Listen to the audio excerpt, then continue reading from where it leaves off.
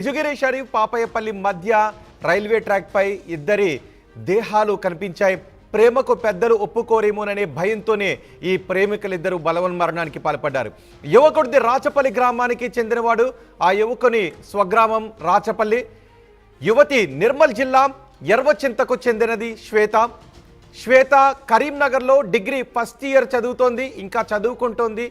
Degree first ఇయరే చదువుకోవాల్సిన వయసులో ఆమె ప్రేమకు ఆకర్షితురాలైంది. నిజానికి ఇటీవలి కాలంలో సోషల్ మీడియా ప్లాట్ఫామ్లు యువతీ యువకుల మధ్య ఆకర్షణకు ఎక్కువ కారణమవుతున్నాయి.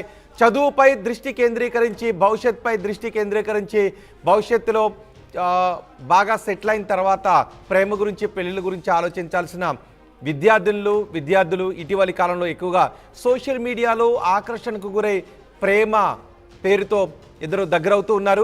ఇక్కడ కూడా అదే జరిగింది. కరీంనగర్ జిల్లాలో రాహుల్ శ్వేత ఇద్దరు కూడా ఇన్స్టాగ్రామ్లో ఒకరికొకరు పరిచయం ఏర్పడింది.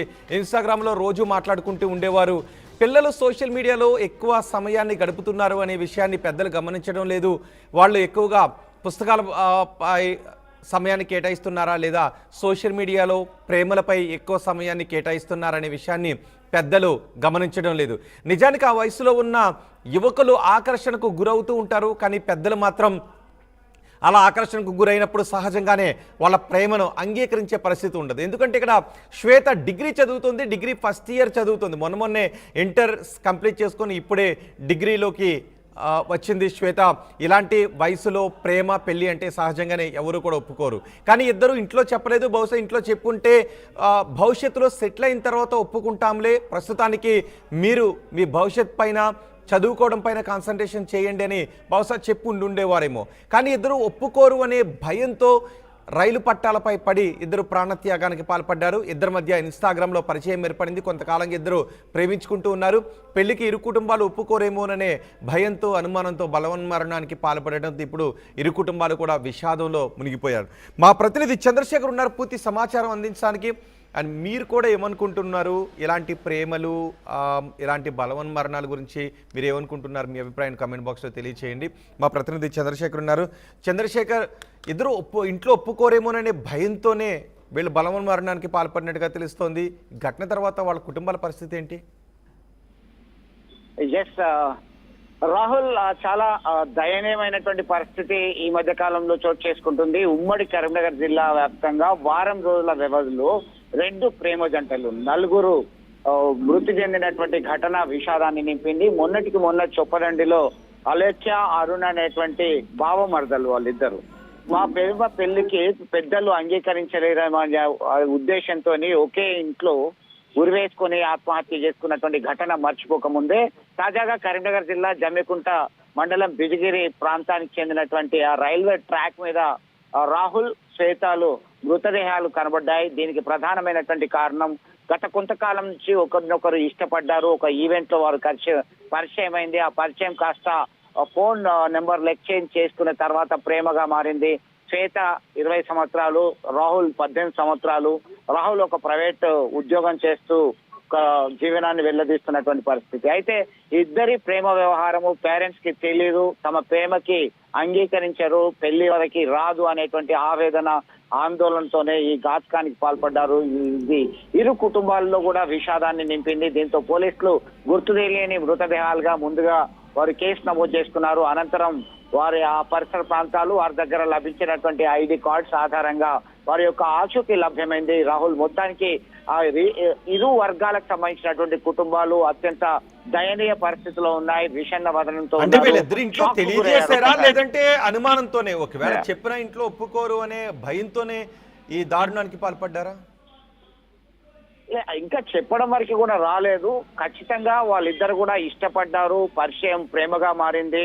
ఈ ప్రేమ పెళ్లి దాకా రావాలంటే కుటుంబ సభ్యులు ఒప్పుకోవాలి. కుటుంబ సభ్యులు ఒప్పుకోవాలంటే వారు ఏదైనా ఒక సెటిల్మెంట్ ఉందా లేదా, ఏంటి అసలు జీవన స్థితిగతులు ఏంటి అన్ని విచారణ చేయందే వివాహానికి ఎవరు ఒప్పుకునే పరిస్థితి ఉండదు. ఆ భయంతోనే ఒప్పుకోరు. పెద్దల వరకు కూడా వీరి ప్రేమ వ్యవహారం తెలియలేదు. ఆ యువకుని వయసు ఈమెకన్నా 2 సంవత్సరాలు చిన్న అనేది ఒకరికి, ఇంకా సెటిల్ కాలేదు. ఆమె డిగ్రీ మాత్రమే చదువుతుంది, ఇతను డిగ్రీ డిస్కంటిన్యూలో ఉన్నాడు. ఇద్దరికి ఎట్లా సెట్ అవుతుంది అనేటువంటి ఆందోళన ఆవేదనతోనే ఈ నిర్ణయం తీసుకున్నారు. ఇద్దరు రెండు ఆ, మనసులు కలిశాయి, రెండు శరీరాలు ఒక్కటై చనిపోదామని చెప్పేసి అనుకుని అక్కడ ఈ రైలు పట్టాల మీద పడి ఆత్మహత్య చేసుకున్నట్టుగా మనకు సమాచారం అందుతుంది. స్థానికంగా ఉన్నటువంటి జమ్మికుంట పోలీసులు రంగంలోకి దిగి సమగ్ర విచారణ జరిపారు. మొత్తం దీనిలో కొలిక్కు వచ్చింది ఏంటంటే ఆ ఎఫ్ఐఆర్ సైతం నమోదు చేశారు. మరింత సమాచారం సైతం మేము పూర్తిగా వెల్లడిస్తామని చెప్తున్నప్పటికీ ప్రాథమికంగా నిర్ధారించిందంటే ప్రేమ పెళ్లికి పెద్దలు అంగీకరించరు. తాము ఇష్టపడ్డాము, పరిచయం కాస్త ప్రేమగా మారింది, వివాహానికి అడ్డంకిగా పెద్దల నిర్ణయం ఉండబోతుందని వారికి వారే అనుకున్నారు. దీనిలో భాగంగానే వారు ఇప్పుడు ఏమంటున్నారు ఈ మరణానికి కుటుంబాలు? పాల్పడ్డారు. వాళ్ళ భయంతో ఎంత హార్డ్ డిసిషన్ తీసుకున్నారు. వాళ్ళిద్దరు కూడా బలవన్మరణానికి పాల్పడ్డారు. ఇప్పుడు వాళ్ళ కుటుంబ సభ్యులు ఏమంటున్నారు? మాకు కడుపు కోత మిగిల్చారు, మా వరకు రాలేదు, నిర్ణయం చెప్పలేదు, ఏం జరుగుతుందో తెలియదు. అసలు మొబైల్ ఫోన్ల ద్వారా వీళ్ళు మాట్లాడుకుంటున్నారు, వీరికి ఇద్దరికి పరిచయం అయినటువంటి విషయమే మాకు తెలియదు. కారణం ఏంటో తెలియక ముందే మాకు ఇదంతా కూడా ఒక షాక్ గురైంది. మేమేం చెప్పలేని పరిస్థితి. ఎవరైనా సరే తమ దృష్టికి వస్తేనే మేము వివాహానికి అంగీకరించాలా వద్దా అనేటువంటి నిర్ణయం మేము తీసుకుంటాం. మా వరకు రాకముందే ఇంత తొందరపాటు నిర్ణయానికి పాల్పడడం వల్ల మాకు కడుపు కోత, గుండె కోత వచ్చింది. మేము ఈ షాక్ నుంచి కోలుకునేటువంటి స్థితిలో లేమని ఇరు కుటుంబాలకు చెందినటువంటి, ఇటు రాహుల్ కుటుంబాలకు సంబంధించినటువంటి జమ్మికుంట ప్రాంతంలో ఇల్లంతకుంట మండలానికి చెందినటువంటి రాహుల్ కుటుంబ సభ్యులు, అలాగే నిర్మల్ ప్రాంతానికి చెందినటువంటి శ్వేత కుటుంబ సభ్యులు సైతం కన్నీరు మున్నీరుగా విలపిస్తున్నటువంటి పరిస్థితి. ఇప్పుడు ఇంకా షాక్ నుంచి తేలుకోలేదు. బంధువులు, మిత్రులు అందరూ కూడా ఓదార్పులతోనే వారికి సరిపోయింది. ఆ మృతదేహాల్ని అంత్యక్రియలు సైతం పూర్తయినటువంటి పరిస్థితి అయితే చాలా విషాదాన్ని నింపిందని చెప్పుకోవచ్చు. రైట్ చంద్రశేఖర్, కరీంనగర్ లో ఇద్దరు ప్రేమికులు బలవన్మరణానికి పాల్పడడం అక్కడ ఆ రెండు కుటుంబాల్లో విషాదాన్ని నింపింది. ఆ యువకుడు ఒక ప్రైవేట్ కంపెనీలో జాబ్ చేసుకుంటూ ఉన్నాడు. ఆ యువతి, ఇప్పుడు మీరు ఆర్టీవీ స్క్రీన్ పైన చూస్తున్న యువతి డిగ్రీ ఫస్ట్ ఇయర్ చదువుతుంది. ఇద్దరి మధ్య సోషల్ మీడియాలో ప్రేమ పుట్టింది, ఆ పరిచయం ఏర్పడింది, ఆ పరిచయం కాస్త ప్రేమగా మారింది, ఆ ప్రేమ పెళ్లి చేసుకోవాలనేంత వరకు వెళ్ళింది. కానీ ఇంట్లో పెద్దలు ఒప్పుకోరేమోననే భయంతో వాళ్ళిద్దరు ఇప్పుడు బలవన్మరణానికి పాల్పడ్డారు. నిజానికి చదువుకునే సమయంలో ప్రేమలు, పెళ్లిళ్ళు వాళ్ళ భవిష్యత్తుకి ఆటంకాన్ని కలిగిస్తాయి. ఇంట్లో వాళ్ళు ఖచ్చితంగా ఒప్పుకుంటారో ఒప్పుకోకపోవచ్చు, లేదంటే కౌన్సిలింగ్ కూడా చేయొచ్చు. కానీ బలవన్మరణానికి పాల్పడడం అనేది చాలా దుర్మార్గమైన చర్య. భవిష్యత్తును అక్కడతో అంతమొందించడం అనేది అవివేకంతో కూడిన చర్య. మీకు ఏ అభిప్రాయం ఉన్నా ఇంట్లో వాళ్ళకు చెప్పండి. మీకంటే ఎక్కువగా మీ తల్లిదండ్రులు ఆలోచించరు, మీకంటే ఎక్కువగా మీ తల్లిదండ్రులే ఆలోచిస్తారు. బయట వాళ్ళు ఎవరు ఆలోచించరు, మీరు కూడా ఆలోచించినంత ఉన్నతంగా తల్లిదండ్రులు ఆలోచిస్తారు. కాబట్టి ఏ విషయం ఉన్నా ఫస్ట్ తల్లిదండ్రులతో చెప్పండి. ఇలాంటి హార్డ్ డిసిషన్స్ తీసుకోవద్దు, ఇలాంటి నిర్ణయాలు తీసుకొని అర్ధాంతరంగా తనువును చాలించొద్దు.